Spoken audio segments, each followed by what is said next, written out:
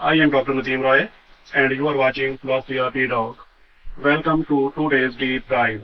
Southeast Asia is once again in spotlight as a serious conflict flares between Thailand and Cambodia. With ancient temples at the center, fighter jets overhead, and martial law on the ground.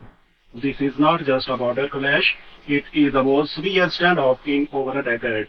Let's unpack the story with clarity and precision. Historical background.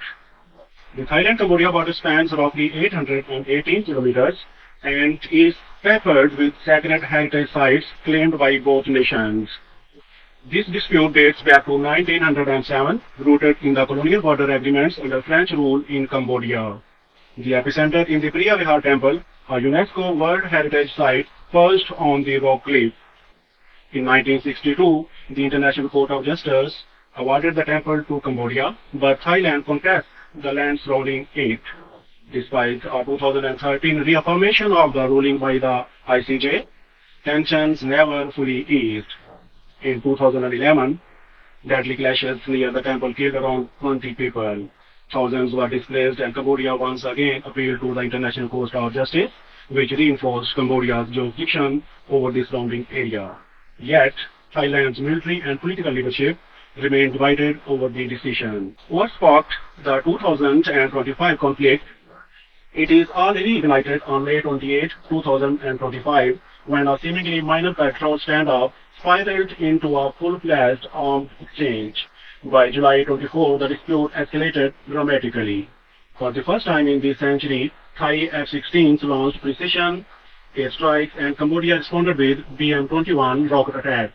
Both sides amassed artillery, tanks, and infantry units near the temple of Priya Vihar, Ta Montom, and Ta Krepe. Drone footage and satellite intelligence show heavy military concentration, raising alarm across the Asian region. Segment 3. Humanitarian impact. The human toll is staggering. Thai side, civilian deaths 14 to 15, including children, military deaths 1, injuries over 42, 32 civilians, and 14 military. Displacement between 100,000 and 138,000 civilians. Cambodian side, civil and military deaths 2 confirmed, injuries at least 5, displacement 5,000, including the 1,500 families. In total, over 300,000 people have been displaced. Temporary shelters are overcrowded, and aid agencies warn of a looming humanitarian crisis. Martial law and defense strategy. Thailand has declared martial law in 8 border districts across the bordered provinces. This grants sweeping powers to the military, from enforcing curfews and checkposts to controlling media and telecommunications. Cambodia, meanwhile, has mobilized reserve forces and reinforced its northern provinces. Both sides are conducting surveillance using drones and satellite tracking. Political intrigue and accusations. Thailand's acting Prime Minister alleges Cambodian aggression, while suspended XP and blames Manat's leadership for losing control. Cambodia's Prime Minister Hun Manet has responded by filing a formal complaint with the UN Security Council, accusing Thailand of cross-border aggressions.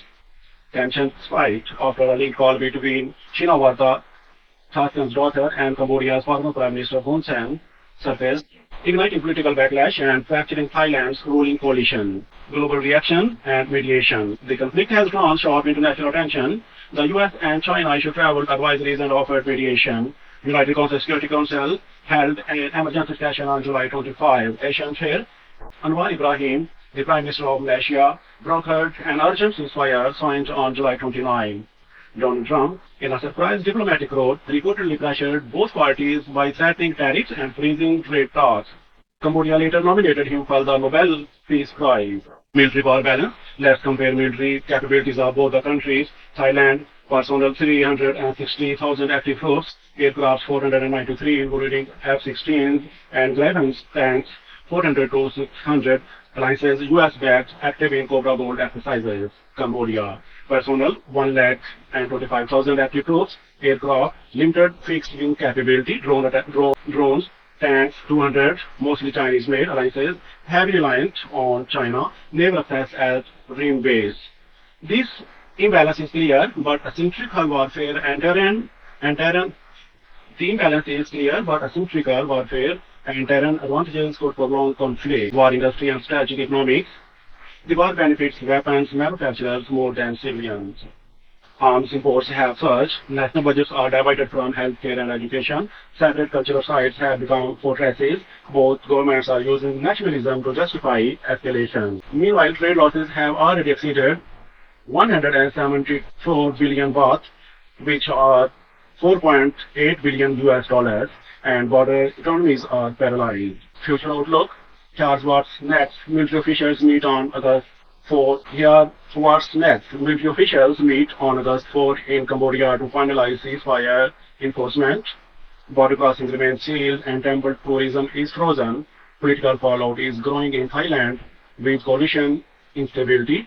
Artillery fire has stopped for now, but with both nations still on high alert, any misstep could reignite the conflict.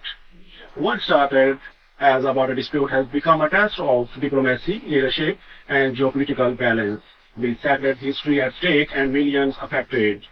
The world watches closely. Thank you so much.